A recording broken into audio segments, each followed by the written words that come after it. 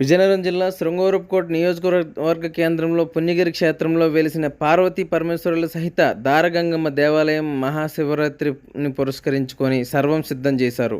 ఈ సందర్భంగా ఆలయ ప్రధాన అర్చకులు మణిస్వామి మాట్లాడుతూ ఈ కార్యక్రమం 8వ తేదీ ఉదయం 4 గంటల నుంచి పంచామృత స్నానంతో మొదలుకొని మధ్యాహ్నం 12 గంటల నుంచి అభిషేకం పూజలు, సాయంత్రం 6 గంటల నుంచి బిల్వపత్రిక పూజ, రాత్రి 12 గంటలకు పంచామృత అభిషేకము, బిల్వార్చన, తెల్లవారు 3 గంటల నుండి పూజలు అభిషేకాలు చేస్తామని తెలియజేశారు. ఈ సందర్భంగా ఆయన మాట్లాడుతూ ఉత్తరాంధ్ర ప్రత్యేక శైవ క్షేత్రాలలో పుణ్యగిరి క్షేత్రం ఒకటి అని, ఈ క్షేత్రంలో శివునికి అభిషేకం జరిగిన నీరు కిందకు ప్రవహిస్తుందని, దీనిని పుట్టుదార అని, పక్కనే మరొక దారిని పార్వతీదార అని అంటారని అన్నారు.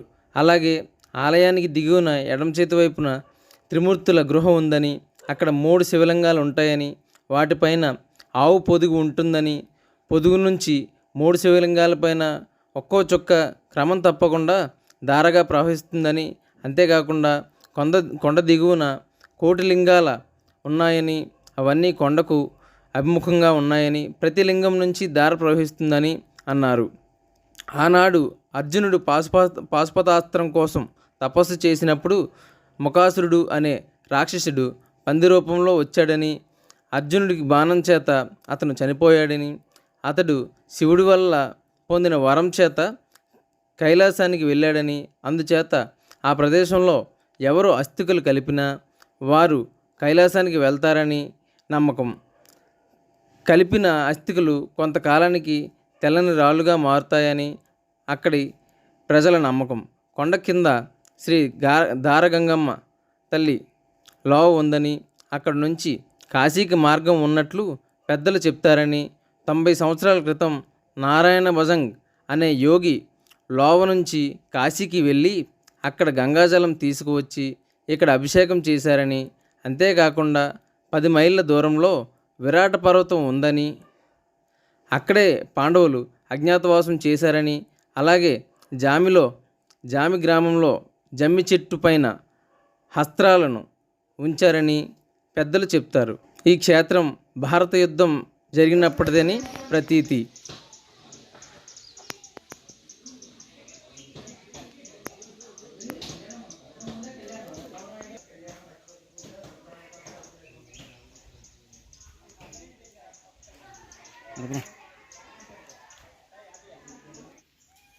రేపు 8వ తారీఖుని మహాశివరాత్రి పర్వదినం.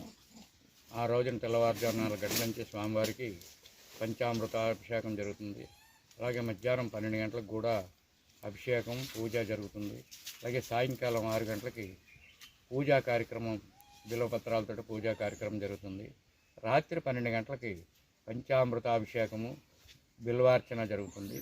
తెల్లవారుజామున మళ్ళీ 3 గంటలకి పూజా కార్యక్రమం, అభిషేకాలన్నీ జరుగుతాయి. ఇది ఈ పుణ్యగిరి క్షేత్ర విశిష్టత ఏమిటంటే, ఈ మన శివలింగం కిందని పాలరాజు శివలింగం నంది వెలసాయి భూమిలోను. ఆ శివలింగం మీద నుంచి అభిషేకం చేసుకొని వస్తుంది. ఇప్పుడు మనం స్నానం చేసే నీరది, దాన్ని అందుకే పుట్టుధార అంటారు. అలాగే ఎదురుగుండా ఒక ధార అవుతుంది, దాన్ని పార్వతీధార అంటారు. ఈ మెట్లు దిగిన తర్వాత ఎడం చేతి పక్క వెళ్ళినట్టయితే త్రిమూర్తుల గృహం ఉంది. ఇలా కొండ గృహ లోపల 3 శివలింగాలు ఉంటాయి. 3 శివలింగాల మీద ఆవు పొదుగు ఉంటుంది. ఆవు పొదుగులోంచి ఒక్కొక్క చుక్క నీరు పడుతూనే ఉంటుంది. అక్కడ కిందని 1 కోటి లింగాలు ఉన్నాయి. కొండకి అధోముఖంగా ఉంటాయి శివలింగాలని, బడుపులాగా ఉంటాయి. ప్రతి లింగం నుంచి కూడా ఒక్కొక్క చుక్క నీరు పడుతూనే ఉంటుంది. అక్కడ అర్జునుడు పాశుపతాస్త్రం కోసం తపస్సు చేసినప్పుడు మూకాసురుడు అనే రాక్షసుడు 10 రూపాయలు వచ్చాడు. ఈశ్వరుడు అర్జునుడు బాణం వేసేటప్పుడు ఆ పంది చనిపోతుంది. చనిపోతున్న టైంలో అప్పుడు ఈశ్వరుడు వరం ఇచ్చాడు, ఇక్కడ ఎవరు చనిపోయినా సరే, ఎవరు అస్థికలు కలిపినా సరే కైలాసానికి వెళ్ళమని. అంచేత అక్కడ అస్థికలు కలుపుతుంటారు. అస్థికలు కలిపినట్టయితే తెల్లగా రాళ్ళు మారిపోతాయి. కొన్నాటికి కిందని దారగంగమ్మ లోయింది. ఆ లోవ నుండి కాశీకి తోందని పెద్దలు చెప్తారు. 90 సంవత్సరాల క్రితం నారాయణం భజగారం ఒక యోగి ఆ లోవ నుండి కాశీ వెళ్ళి గంగాజలం తీసుకొని వచ్చి అభిషేకం చేశారు. ఇంకా ఇక్కడికి 10 మైళ్ళు దూరం వెళ్ళినట్టయితే విరట పర్వతం అనే పర్వతం ఉంది. అక్కడ పాండవులు అజ్ఞాతవాసం చేసేవారు. ఇక్కడ జామనే గ్రామం ఉంది. జాములో జమ్మి చెట్టు మీద అస్త్రాలు పెట్టని పెద్దలు చెప్తారు. ఇది భారత యుద్ధం జరిగేటప్పటిదండి ఈ క్షేత్రం. సుమారు 7000 సంవత్సరాల క్రితం నుండి ఈ క్షేత్రం.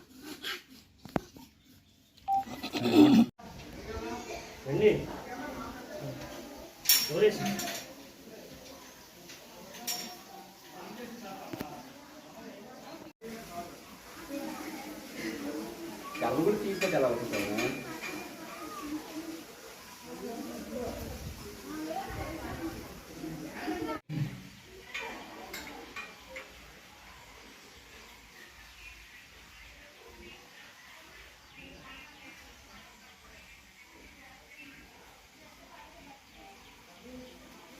శివరాత్రి టెలికాస్ట్ చేస్తాను నేను అంతే కదా.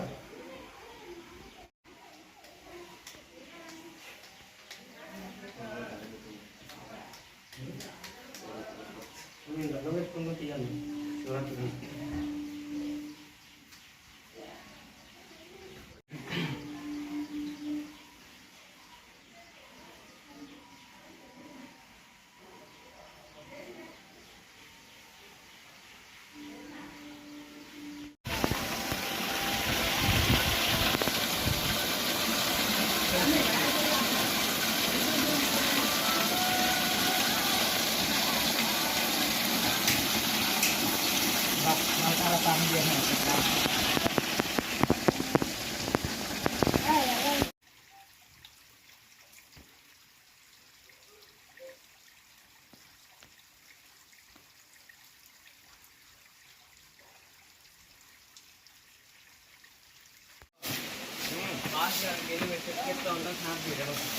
నువ్వు వెళ్ళి తీయచ్చు కాదు.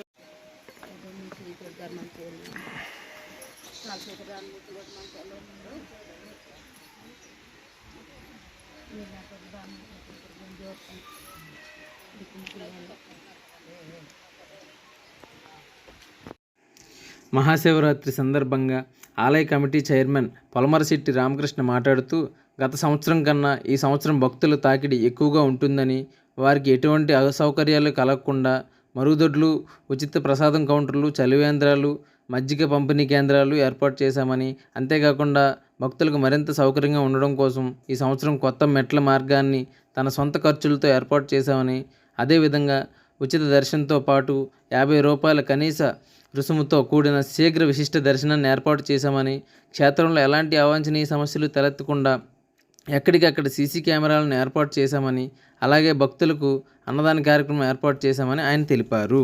నా పేరు పొలమరశెట్టి రామకృష్ణ, ఆలయ ట్రస్ట్ బోర్డ్ చైర్మన్. అలాగే పుణ్యగిరి ఉమాకోటిలింగేశ్వర స్వామికి 2024 ఏర్పాట్ల నిమిత్తం నిన్న ఒక రివ్యూ మీటింగ్ అయింది.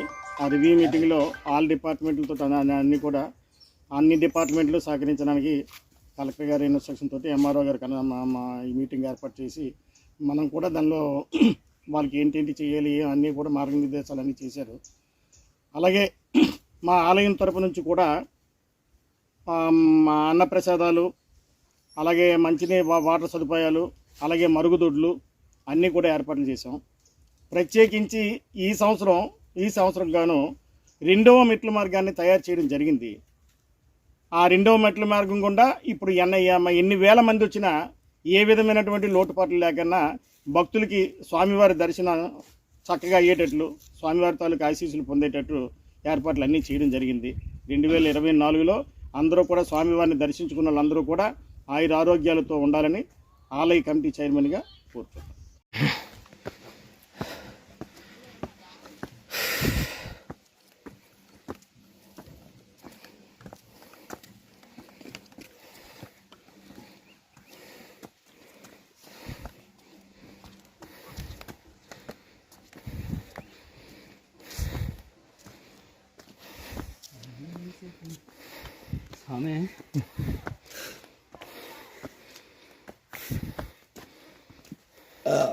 అమ్మా మనాలు వచ్చినా పర్లేదు.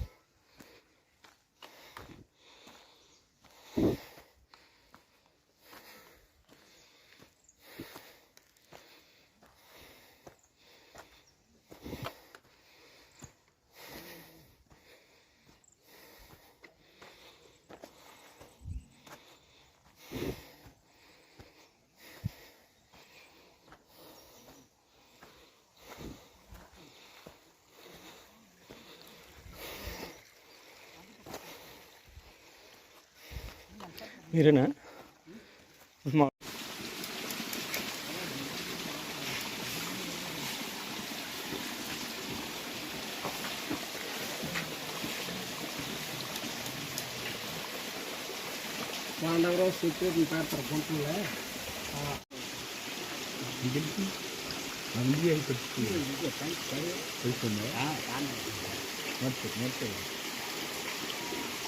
గతానికి ఇప్పటికీ తేడా. నా పేరు బుడ్డేటి సూర్యనారాయణ. నువ్వు క్యాంప్ కవర్ బుడ్డేటి సూర్యనారాయణ. రైల్వేలో నేను సిటీఓ పనిచేసి రిటైర్ అయ్యాను. ఎస్కోట గౌరీ కమ్యూనిటీ కూడా సెక్రటరీగా ఉంటున్నాను.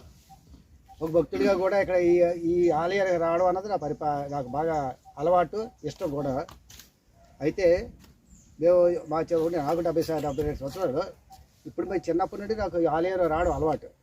ఈ మార్గం అనేది ఇప్పుడు ఏంటంటే మేము ఎక్కిన పెద్ద పెద్ద రాళ్ళతో ఉండేవి. ఇప్పుడు ప్రత్యేకమైనటువంటి మెట్లు కొత్తగా తయారు చేసిన మార్గం పెద్ద పెద్ద రాళ్ళతో ఉండేవి. దగ్గర తోవనే ఉద్దేశంతో మేము కుర్ర వాళ్ళందరూ కూడా ఇంటికోసం రావడం వెళ్ళిపోవడం అనేది మాకు అది అలవాటు.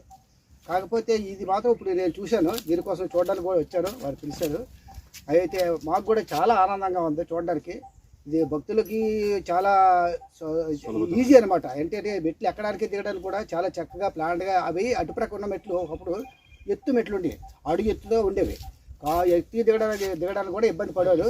ఇప్పుడు దానికి భయపడి కూడా కొంతమంది భక్తులు కొంత ఏజ్ దాటిన వాళ్ళు కూడా మెట్లు ఎక్కలేవో ముడుకుల లోపల వస్తున్నారని కూడా చాలామంది రావడం తగ్గించేస్తున్నారు నాకు తెలిసినంత వరకు. ఇప్పుడు ఇది ఐడియా వచ్చేసి చైర్మన్ గారికి రావడమో భక్తులు రావడమో ఏదో దేనివల్ల ఈ రకమైనటువంటి మెట్లతో రోడ్డు వేయడం వల్ల అందరికీ కూడా ఇప్పుడు మేము అందరూ 2-3 సార్లు వెళ్ళి ఈ వయసులో కూడా అందరూ వెళ్ళి రావడం అనేది హ్యాపీగా ఏమేమి ఇబ్బంది లేకుంటే వెళ్ళి వచ్చాము. సో అది ఈ ఏర్పాటు చేయడం కూడా చాలా ఆనందం. మరి మాకు ఆయనకి కృతజ్ఞతలు చెప్పాలి అందరి తరఫున కూడా. ఎందుకంటే ఎంతోమంది చైర్మన్లు వచ్చారు మాకు తెలిసినంత వరకు. మరి ఒక్కొక్క టైంలో ఒక్కొక్కటి ఏదైనా నాకు తెలియదు. కానీ మరి మేము కూడా అక్కడ గేట్లు పుణ్యగిరి గేట్లకి ఇక్కడ దేవాలయం చుట్టూ కోతులు లోనికి వచ్చేస్తున్నాయని ఆ గేట్లకి అన్నిటికీ మేము కూడా అమౌంట్ ఇచ్చాము. మా పేర్లు కూడా అక్కడ ఉన్నాయి. ఇక్కడ ఈయన ప్రత్యేకత ఏంటంటే ఈ మెట్లు అన్నది తన సొంత డబ్బులతోటి ఇది చేయడం నిర్ణయించుకొని పూర్తి చేసి దేవస్థానానికి అర్పించారు ఇవాళ.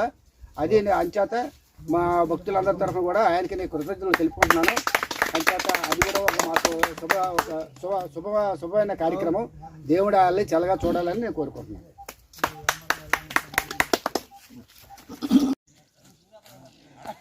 రండి నేడికి వచ్చింది.